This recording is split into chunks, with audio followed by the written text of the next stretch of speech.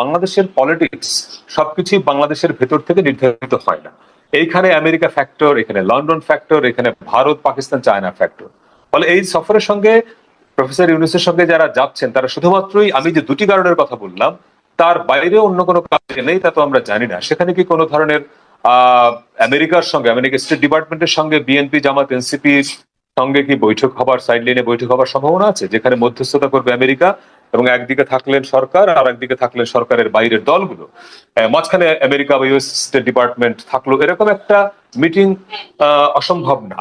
ফলে আমরা ঠিক জানি না যে কি কারণে সত্যিই ওনারা যাচ্ছেন সরকার প্রধানের সঙ্গে। আর লাভ লসের বিষয়টা নির্ভর করবে, এটা একান্তই প্রত্যেকটা পলিটিক্যাল পার্টির স্ট্র্যাটেজির উপরে। বিএনপি যাচ্ছে, বিএনপি এখানে প্রফেসর ইউনূসের সঙ্গে তার দলের দ্বিতীয় শীর্ষ নেতাকে পাঠাচ্ছে, এটা তো পলিটিক্যাল ডিসিশন, এটা তো মির্জা ফখরুলের একক সিদ্ধান্ত না।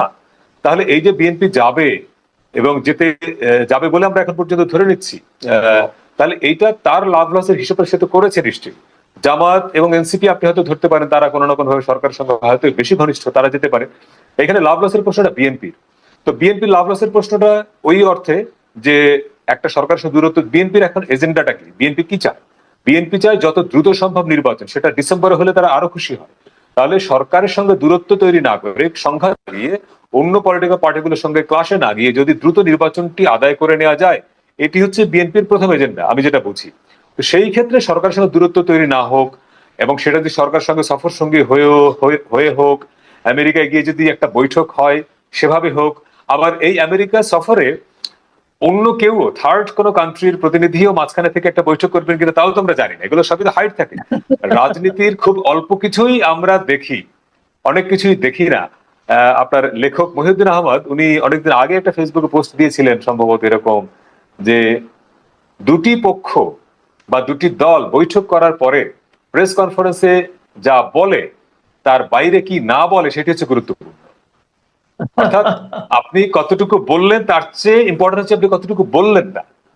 ফলে এই সফরে ওনারা যাচ্ছেন, এটি আমরা দেখছি দৃশ্যত, চারজন নেতা যাচ্ছেন, জাতিসংঘ সফরে যাচ্ছেন, এটি হচ্ছে দৃশ্যত আমরা দেখছি। কিন্তু আমরা দেখছি না, আমরা এখন পর্যন্ত জানছি না যে আসলে কি কারণে যাচ্ছেন। ওখানে কি সত্যি একটা পলিটিক্যাল বৈঠক হবে, আগামী নির্বাচন, সেখানে একটা এজেন্ডা থাকবে। এবং আমেরিকা একটা সিগনিফিকেন্ট, ধরেন এখন যে সরকারটি ক্ষমতা আছে সেই সরকারটি আসার পেছনে আমেরিকার একটা রোলের কথা সবাই জানে। ফলে আমেরিকায় যেহেতু হচ্ছে এই জাতিসংঘের বৈঠকটি, সম্মেলনটি, সেখানে আমেরিকায় যাচ্ছেন এই তিনটি রাজনৈতিক দলের চারজন শীর্ষ নেতা। ফলে এইখানে হাইডেন কিছু বিষয় থাকতে পারে যেটা আমরা এখন পর্যন্ত জানি না।